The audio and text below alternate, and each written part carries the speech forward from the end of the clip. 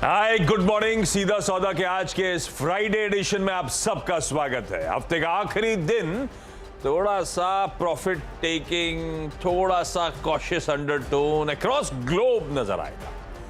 तो SGX Nifty पहले तो अपफ्रंट दिखाई है स्क्रीन पे, वो पिच का असली हाल बता देगा आपको। एसजीएक्स निफ्टी कह रहा है कि भारतीय बाजार आज फ्राइडे के दिन हफ्ते की थोड़ी सी अकेले एसजीएक्स निफ्टी दिखाई है ना। और यार ये कलर तो चेंज करा दो, अभी लाल वाला जो है ना ये आधे टाइम दिखता नहीं है कई बार। 70-75 पॉइंट दबाव के साथ शुरुआत होने के इंडिकेशन आते हुए एसजीएक्स निफ्टी की तरफ से। और वजह भाई यूएस में फिर 1.5% तक के तीनों बेंचमार्क्स दबाव में नजर आ रहे थे। थोड़ा सा प्रेशर है, थोड़ा सा प्रॉफिट टेकिंग है, सेंट्रल बैंक्स के एक्शंस थोड़े से कंसर्न्स बने हुए हैं। और वही रीजन है कि हम भी आधे परसेंट से कुछ कम शेड में, लेकिन आधे परसेंट मोटा मोटी पकड़ लीजिए, फ्राइडे के दिन खुलेंगे ऐसे इंडिकेशन। तो पहले क्विकली वो पिच का कैमरा जरा जूम करिएगा जरा, कैसा लगा आपको जब देखा आपने? दोनों पिच अलग अलग है। कभी कभी ऐसा होता है कि पिच का मुआयना घर से ही कर लिया, वो जैसे थर्ड अंपायर कर लेता है घर पे बैठा हुआ। आजकल घर से ही हो जाता है। अच्छा सब एआई। अच्छा तो घर से बैठे बैठे सब हो जाता है। यहाँ से यूएस की पिच भी घर से बैठ के देखी क्या निकला? देखो यूएस की पिच तो नरम पड़ गई है और चौतरफा वहाँ पे जो ब्याज देनी पड़ी उसका असर दिख रहा है। लोग डरे हुए हैं और बॉन्ड यील्ड ठंडी नहीं हो रही है, तो दिक्कत लोगों को लग रही। प्लस कल एक और इवेंट हुआ ना, बाकी और देशों ने भी बढ़ा दिया, तो क्रॉस बॉर्डर बिजनेसेस होते हैं तो उसका भी असर आपको एक साथ देखने को मिलेगा। तो अभी ये ठंडा होने में थोड़ा समय लगेगा एडजस्ट करने में। तो यूएस मार्केट इसलिए कल फिर से गिरा और जहाँ जहाँ फ्रॉथ क्रिएटेड था, हाई वैल्यूएशंस क्रिएट किए, वो सब हमको लगता है एडजस्ट होंगे और रिसेशन की जो बातें होंगी। तो यूएस मार्केट में इसीलिए आपको कल फिर से एक नरमी देखने को मिली। अपने यहाँ भारत में आप देखिए ना, आरबीआई के सामने एक बड़ा चैलेंज हो गया है। हो सकता है 50% बढ़ाते हो, क्योंकि करेंसी जिस तरह से बढ़ रही है ना, 81 और इस तरह के लेवल दिख रहे हैं, कैसे करेंगे मुझे तो ये समझ नहीं आ रहा। 50 से ऊपर जाने की मतलब गुंजाइश भी नहीं है, लॉजिकल भी नहीं लगता कि आप उनके दबाव में आके कितना चलाएँ। अभी तो 35 से 50 के बीच में व्यू चला, लेकिन करेंसी आपकी बहुत वीक हो गई। अब अभी फॉरेक्स का डेटा कह रहे थे ना आने वाला है आज। अक्टूबर 2021 से सितंबर 2022 के बीच में $100 बिलियन से ज़्यादा का फॉरेक्स खर्च हो चुका है। 650 से घट गया, 550 के आसपास आ गया। $662 था। जुलाई से 1 जनवरी से जुलाई के बीच में 35-40 बिलियन खर्च कर डाले। तो इस तरह के प्रेशर बना हुआ है करेंसी में। तो करेंसी संभालना है तो क्या करेंगे आप? ब्याज दर कितना बढ़ाएंगे? इसीलिए बहुत ज्यादा झोंक भी नहीं रहे हैं, आपको अलाइन कर रहे हैं हम, थोड़ा सा डिफरेंट हमने स्मूथिंग आउट करा, लेकिन कहाँ कल कितना प्रेशर था, तो आरबीआई कितना झोंकेगा पैसा इस पे? थोड़ी सी राहत ये कि एफआई की तरफ से उतनी बड़ी सेलिंग सब नहीं हो रही है, थोड़ा सा इंटरमिटेंट है, बीच बीच में होती है। लेकिन वो चैलेंज है जो आज करेंसी वाला, आज तो मार्केट उसी के इर्द गिर्द घूमता हुआ दिखेगा। जिनका डॉलर से लेना देना है उन स्टॉक पे आपको वैसे भी नहीं दिखेगा। तो टीम भी वैसी है, हालांकि हमने बहुत ज़्यादा उसको ध्यान नहीं दिया, जो खबरें चल रही वैसी टीम। हाँ ठीक है, ठीक है, ये पिच की रीडिंग हो गई। मैं शुरुआत कर रहा हूँ। पहला तो जो स्टॉक रखा है मैंने वो भारतीय एयरटेल है, पर भारतीय एयरटेल पिछले कुछ दिनों में बहुत अच्छी तेजी दिखा रहा है। कुछ साल का चार्ट डायरेक्टर साहब जब स्क्रीन पर लेकर आएंगे तो देखेंगे आप, वो बढ़िया ट्रैक्शन बना हुआ है। पर ये एक ओवरहैंग खत्म हो गया, प्रोमोटर्स का कन्विक्शन जस का तस बना हुआ है, वो अच्छी बात। कल जो सुबह आपको याद होगा लास्ट ट्रेड हुआ था, तब क्योंकि डिटेल्स तीन ही हाथ में, तब कह तो दिया था मैंने, तब कहा था, लेकिन ये लार्जली हो सकता है कि ये ट्रांजैक्शन हुआ है, वो कंफर्म हो गया, होना ही था, सबको पता था, लेकिन जब तक दिखे ना तब तक कहना गलत होता है। पेस्टल लिमिटेड, वो सिंगटल का आम, उसने बचा हुआ मेरे ख्याल से पूरा चंक अब बेच दिया है जो उसको बेचने का कमिटमेंट था। 772.5 पे वो सौदे हुए और वो पूरा का पूरा, जैसा सीधी सेवा से पहले भी रिपोर्ट कर रहा था और पहले ट्रांच में भी ऐसे ही हुआ था जब पेस्टल लिमिटेड ने स्टेक छोड़ा था, तब भारतीय टेलीकॉम ने वो पूरा चंक खरीदा था और कल भी पूरा चंक उनकी तरफ से जॉब होता हुआ नजर आया। अब एक इंपॉर्टेंट बात, ये फंसने का डर अब क्यों? इसके प्रीवियस हाइज भारतीय एयरटेल के 797 के, अब वो एक स्टिफ हर्डल है, स्टिक रेजिस्टेंस है। कल भी जब वो खबरों के बीच में स्टॉक मूव कर रहा था तो मैक्स 795 तक ही गया, वो प्रीवियस हाई से पहले ठंडा पड़ गया। तो एक बार वो प्रीवियस हाइज निकाले तब तो अच्छे अपटिक्स हैं, नहीं तो थोड़ा सा वॉच आउट करिएगा। वही प्रीवियस हाइज के आसपास आमतौर पर अटकता भी है वो स्टॉक, आपने नोटिस करा होगा, और ठंडा पड़ने का डर रहता है। तो भारतीय को वॉच आउट करेंगे, कुछ इंपॉर्टेंट लेवल्स के आसपास, अपने प्रीवियस हाइज के आसपास आके खड़ा हुआ ये स्टॉक कल भी वही लेवल से ही एग्जैक्टली घूमना शुरू हो गया था। वो देखिए आपकी स्क्रीन पर भारतीय, हाँ, बाकी वो टेलविंड इंडस्ट्री रिलेटेड 2 प्लेयर की बाजार लार्जली होता है, वो सब अपनी जगह जस के तस। ये कल के लार्ज ट्रेड पे मैं ग्रीन रख के चल रहा हूं। विजया डायग्नोस्टिक्स, कल वैसे डायग्नोस्टिक प्लेस बढ़िया मूव, और गाबा सर ने, मुझे याद पड़ता है कल सुबह डॉक्टर लाल पैथलैब्स की बात करी, दिन के दौरान मेट्रोपोलिस में अच्छा ट्रैक्शन बढ़ रहा था, पैथलैब स्टॉक्स बढ़िया घूमे हैं।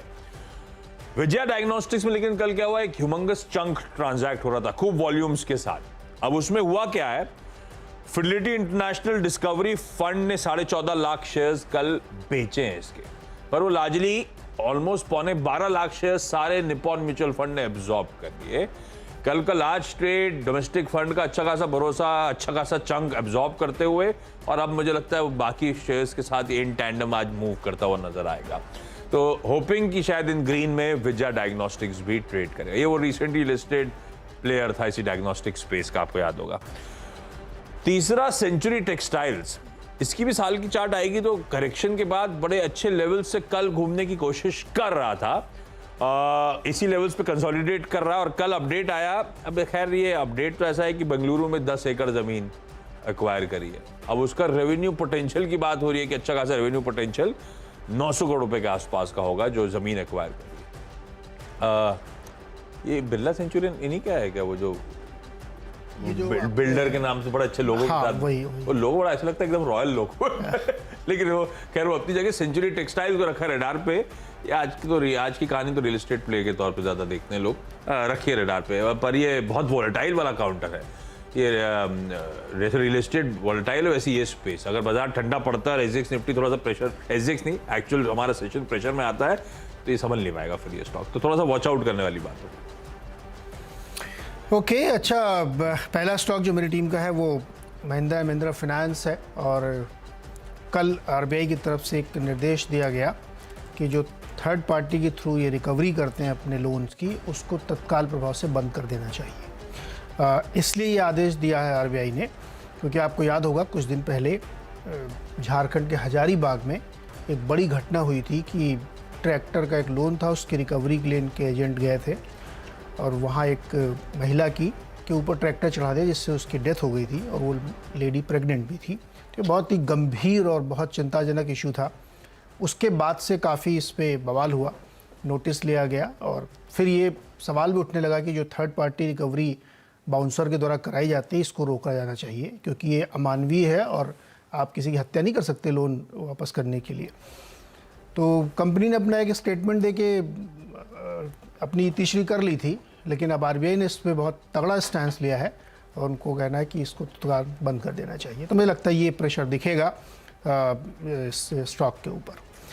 ग्लेनमार्क पे भी रेड है, और रेड में ट्रेड कर सकता है, क्योंकि इनके ऊपर जो है जो यूएस एफडीए ने इनके बद्दी प्लांट का सर्वे किया था, उसमें जो ऑब्जर्वेशन किए, तो उसके बाद इनको ये कहा है कि आप ऑफिशियल एक्शन इनिशिएट किया है, ये खुद इनको लेना है। तो एक ये नेगेटिव खबर है इनके लिए। दूसरा, इनके औरंगाबाद प्लांट की भी जो है जो हुई, उसमें यूएस एफडीए की तरफ से आपत्तियां मिली हैं इनको, तो दोनों की वजह से मुझे लगता है कि दबाव में रहना चाहिए।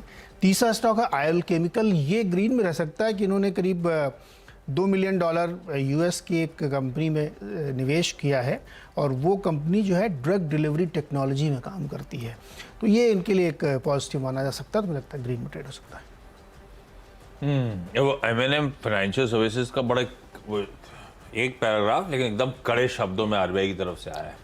नहीं, वो बहुत एक्शन अगेंस्ट, हाँ बिल्कुल बनता है, immediately cease carrying out any recovery और रिपोजिशन एक्टिविटी थर्ड पार्टीज के through, certain material supervisory concerns.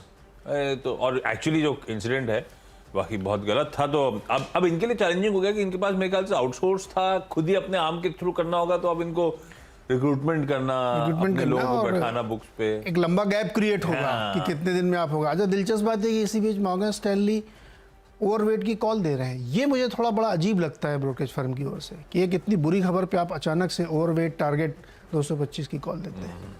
ये थोड़ा सा ध्यान रखना चाहिए। एनीवे, खैर ठीक है, रखिए इन स्टॉक्स को रडार पे। Bharat electronics, defence as a space के लिए फिर अच्छी खबरें आती हुई, और मुझे कल की खबर पहले बताता हूं। डिफेंस मिनिस्ट्री ने दरअसल ब्रह्मोस एरोस्पेस के साथ ब्रह्मोस मिसाइल के लिए एक डील साइन करी है। तो ब्रह्मोस एरोस्पेस दरअसल 1700 करोड़ की ब्रह्मोस मिसाइल सप्लाई करेगी।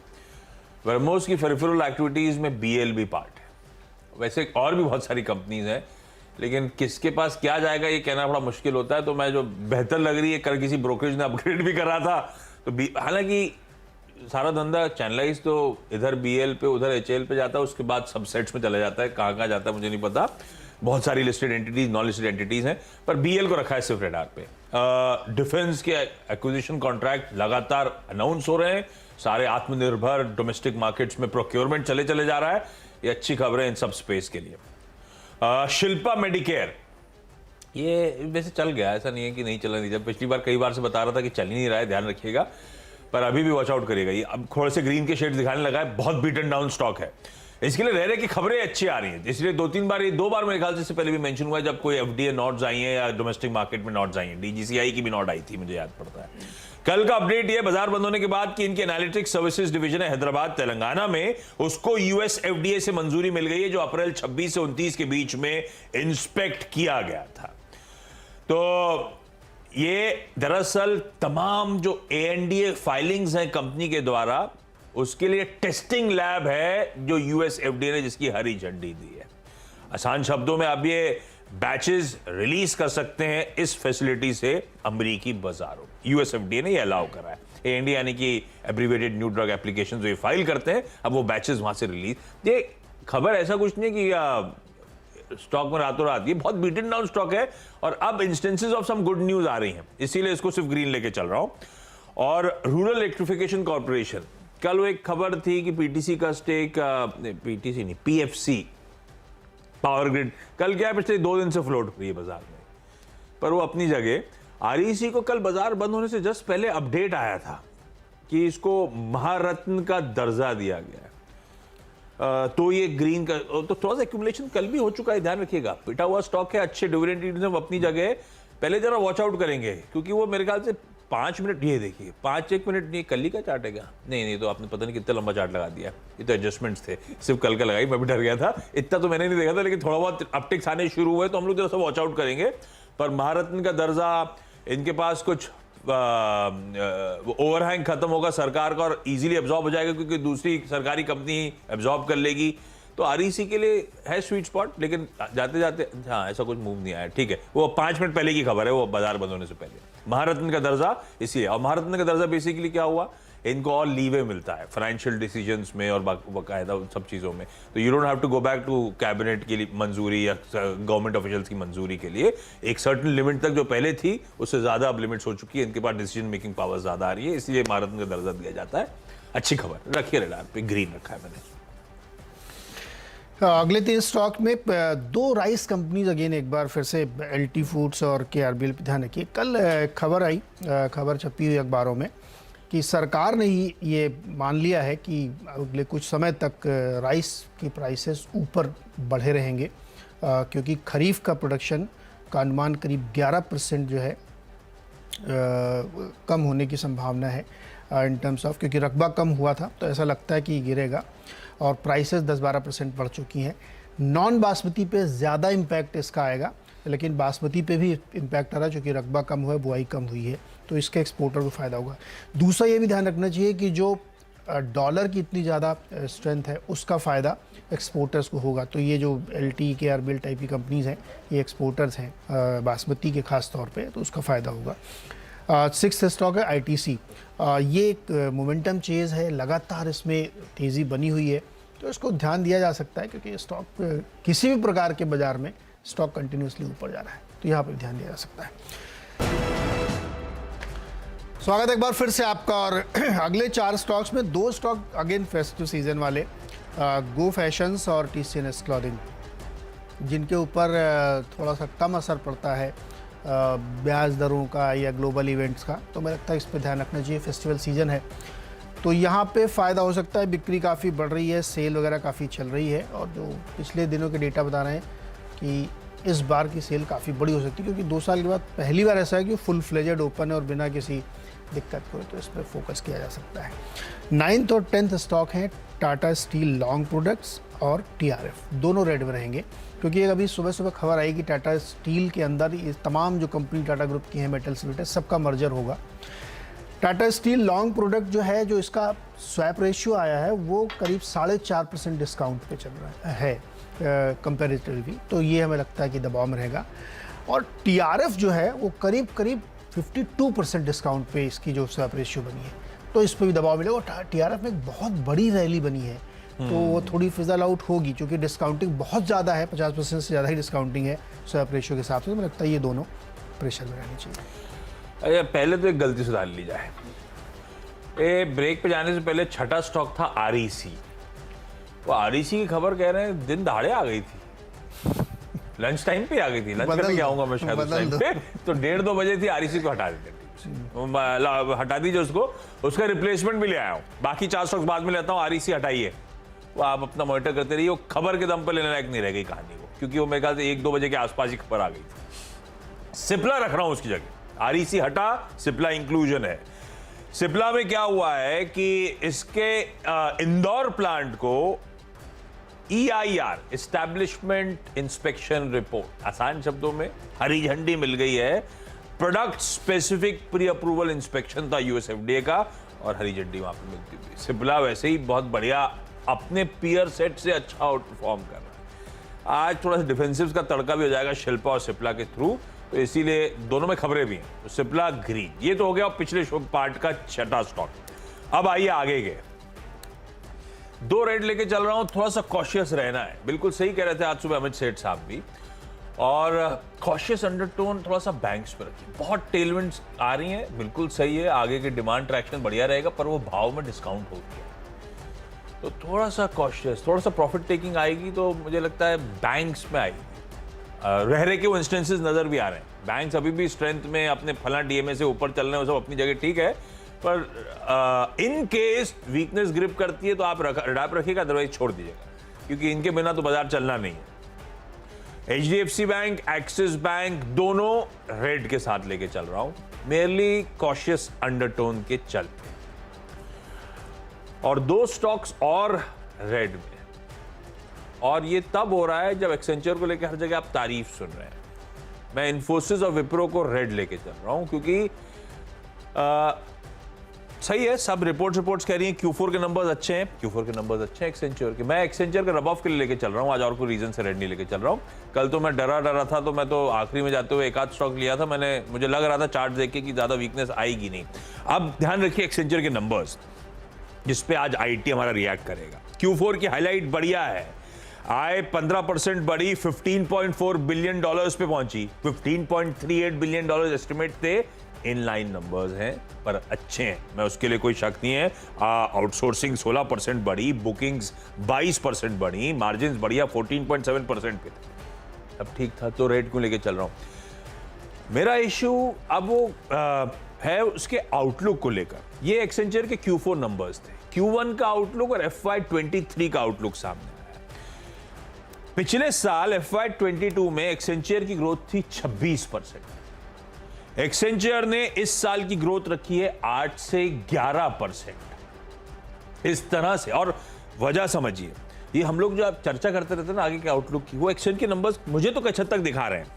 ये ग्रोथ क्यों ठंडी पड़ रही है? क्योंकि टेक्नोलॉजी बजट्स में कट है, क्योंकि हाई इन्फ्लेशन है, बाकी मैक्रो इकोनॉमिक अनसर्टेनिटीज हैं, इसीलिए वो मान रहे हैं 8 से 11% की ग्रोथ देखने को मिलेगी। हाँ, फॉरेक्स की दिक्कत इसमें अपनी जगह, वो अलग है, वो उनके हाथ में नहीं है, तो उसको नहीं इंक्लूड कर रहा हूं, पर ये इसीलिए है।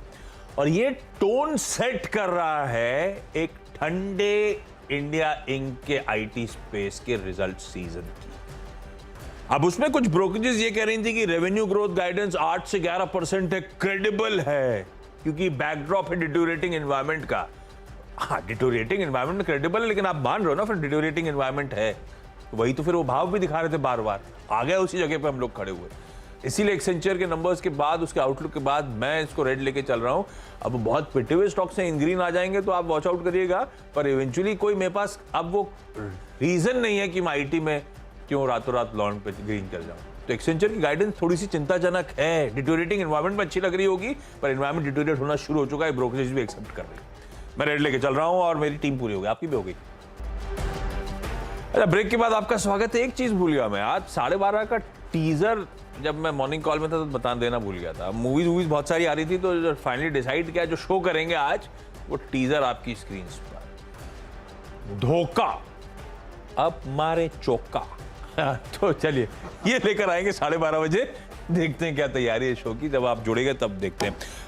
Team quickly wrap up screen पर आएगा। फ्राइडे का दिन, डॉक्टर साहब दिखाइए जरा टीम को please. Bharti Airtel, Vijaya diagnostics large trades के चलते, century textiles, land acquisition, BL, Shilpa medicare, Cipla कोई ना कोई खबरों के चलते। बीएल खबरों के चलते नहीं, लेकिन क्योंकि डिफेंस स्पेंड्स और आ रहे हैं, ब्रह्मोस एक्विजिशन की तैयारी हो रही है इसीलिए। HDFC bank, axis bank, Wipro और इन्फोसिस, बाजार देखिएगा वीकनेस आएगी तो फिर वीकनेस में ये शायद स्टॉक्स लाल में रहे, इसीलिए सिर्फ आज रेड लेके चल रहा हूँ स्टॉक्स को।